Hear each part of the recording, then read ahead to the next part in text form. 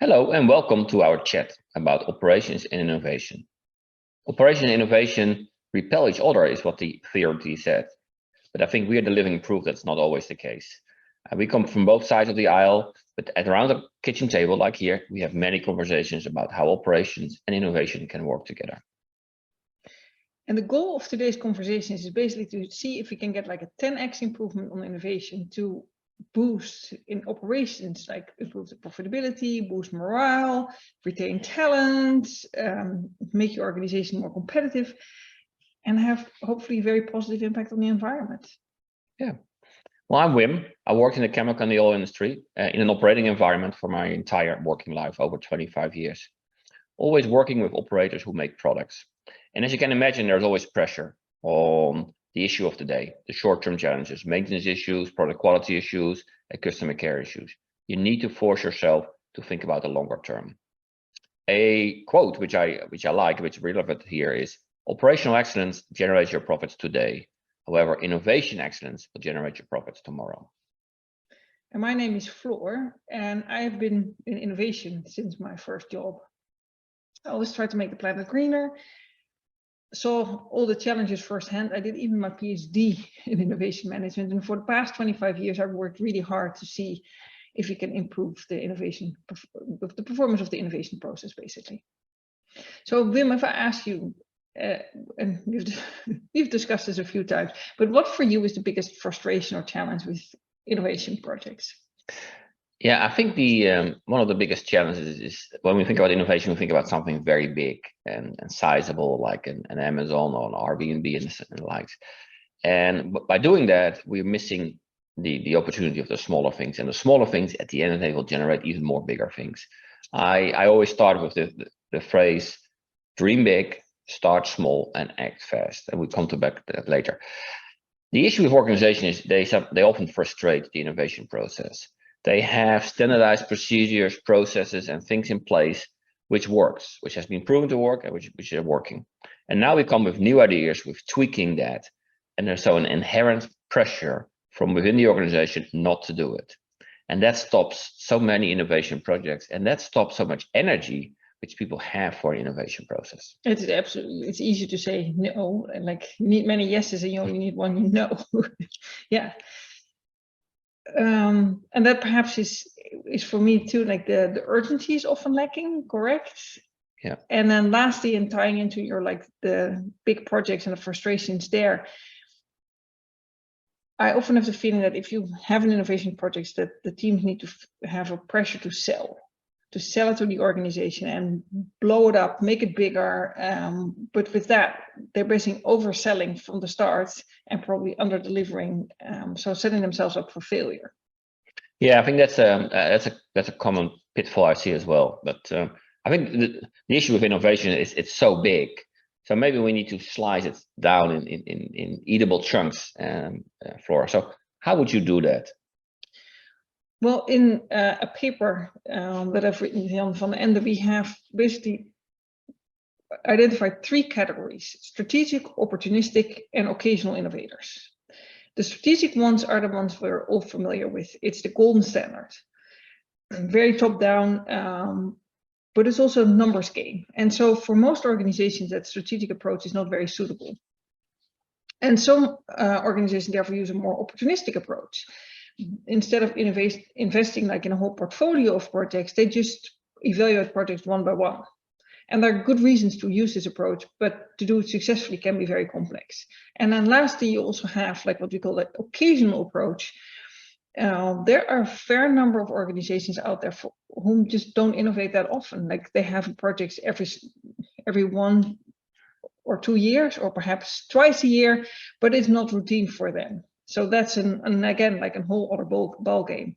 And I think it really helps to identify between these three different approaches, the three: strategic, opportunistic, and occasional, because it makes who executes these projects, who pays for it, who decides, it's what the KPIs are, what the best practices are. They're very different for these three approaches. Yeah, and so I thought maybe I give some context here about a scenario which I encountered, which I think we probably say is an occasional innovation process, where during one of my visits in one of the plants in Egypt, I discovered the team presented to me a project to put solar panels on one of the roofs of one of their buildings. Clearly they have sun, so solar panels make sense to generate energy. They use it for their own forklift trucks.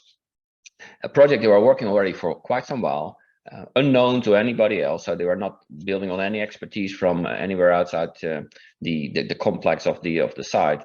Clearly something which they don't do often. They know how to make the products they make in that plant, but not to install or solar panels or connect solar panels with the electrical grid.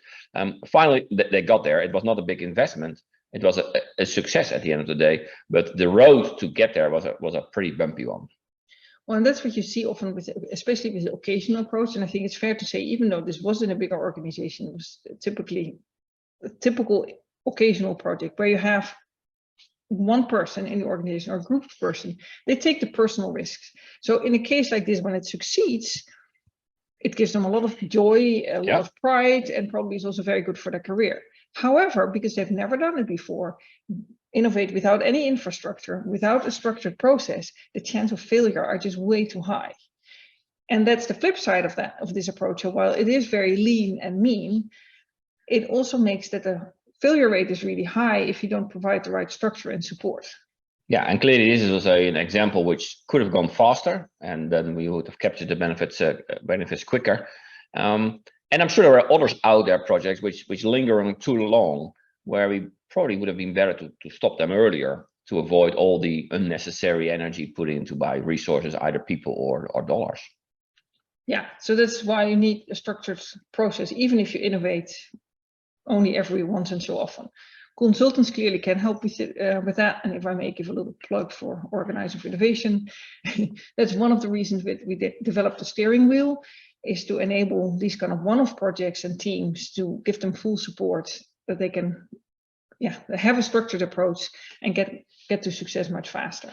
Yeah, so we make quicker decision, yes or no, and then we help them to get a quicker result. Yeah, so they don't only have to focus on, in this case, making the solar panels and install them and focus on the project instead of also the process to get there and get all the approvals of the stakeholders and stuff. So the flip side, or another side of the coin, is then what we call opportunistic or maybe strategic. We'll have to decide what it is. An example which I can bring here from my experience is a different setting, a business unit. We needed to innovate. We thought so. We brought all the leaders together for a full day.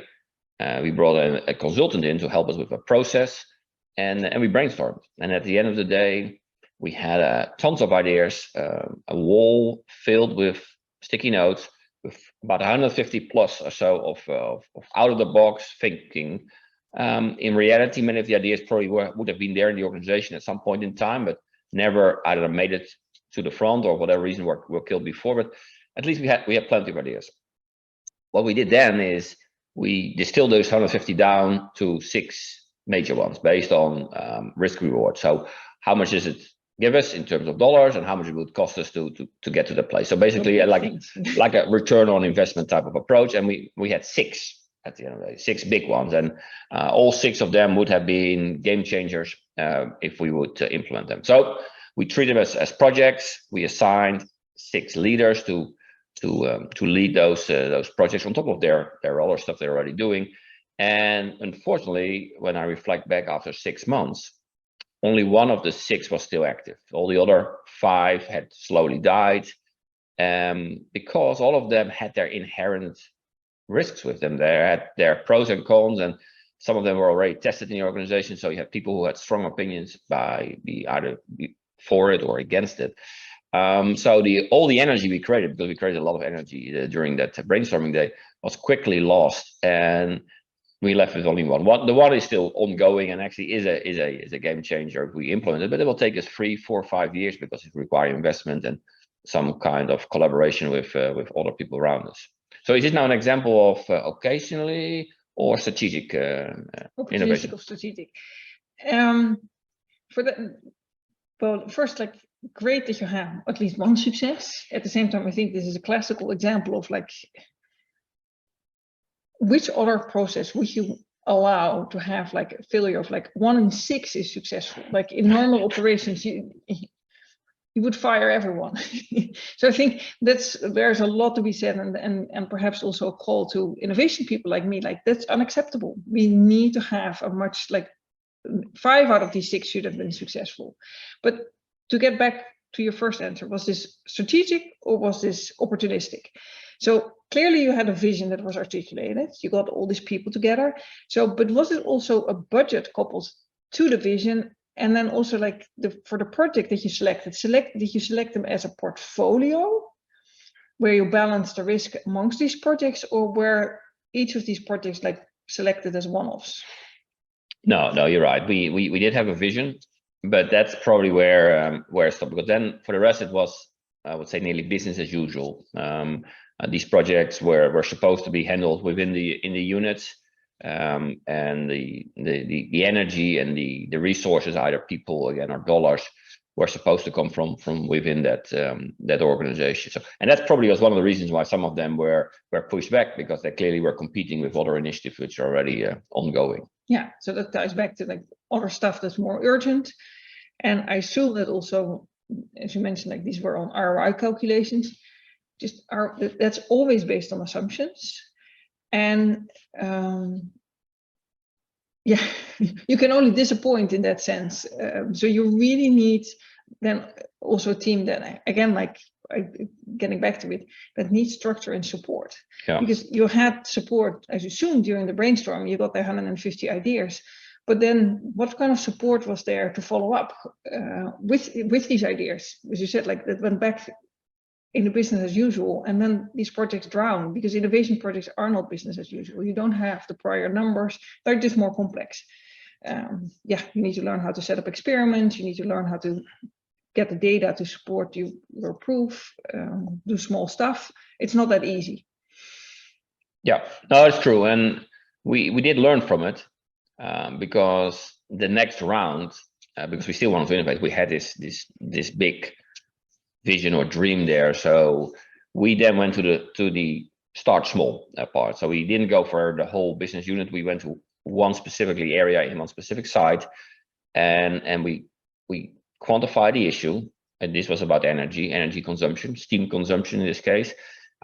We saw that the steam consumption was more expensive because the price of electricity and natural gas was raising, and we were consuming more than we were expecting. So both of them were putting actually pressure on the budget for that area. And then we involved the local operators and engineers. We put expectations and goals in their individual goals and objectives for the engineers, and we let them work it. And believe it or not, it created a lot of energy, because we started with data, measuring where we would lose steam or where we would consume more steam than we would expect it to do. And that data drove us then to solutions which these guys probably already knew in the first case. None of them require big investments, but all of it created a lot of energy and a drive to work these small things, which became contagious. Actually, the rest of the site wanted to join as well. And once we had success of the smaller ones, if I can call them smaller ones, then we were able to actually convince our shareholders that some of the medium-sized investments were actually pretty good, and some of them are progressing and will get into effect in the foreseeable future. So back to the data, start small and act quick, because we need to act quick, because clearly we had to overcome this budget pressure. Yeah, well, as you can see, like here, you're already starting to get more towards the 10x improvement of innovation projects. You did not have 6 of these to get to that one success. You had many small successes. Yeah. But I also love that you brought in urgency by by putting it in the KPIs of your operators and engineers. How did you do that? Like, did it happen to fall together with like your annual assessments, or because that's a problem for a lot of firms? They set goals annually, and then innovation happens. Yeah, no, I to be honest, I think looking at goals and objectives once a year, setting and during performance review, it's a bit outdated. It's not quick enough for today's races we are in.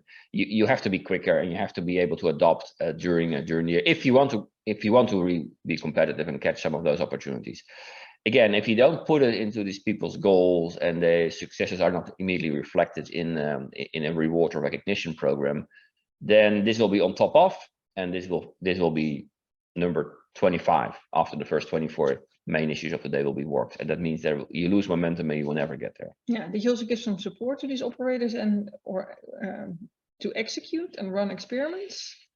Yeah, and the good thing is we actually, the leader of this was a new person, and he brought with him some experience on good project management, and we used some of that.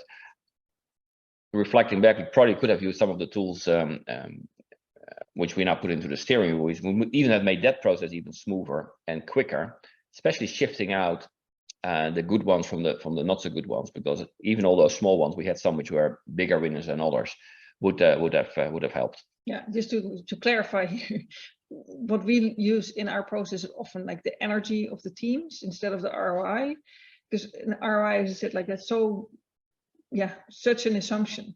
But if you look at the energy that people get from participating in a project, and then if in the data gathering and effect gathering, if that accelerates their enthusiasm, they're typically onto something. Well, if you see teams that struggle with the fact finding or don't see that the things are the way they had hoped them to be, you see the ideas plummet. So that's usually like within 2 weeks, you can kind of sort the ideas where the teams are onto something and other ideas where it's just not meant to be. Yeah, and at the end of the day, people want to be part of success. Success is positive energy. So by quickly identifying which ones are the good ones versus the not so good ones will help to make sure people jump on the right horses and get that whole positive energy moving.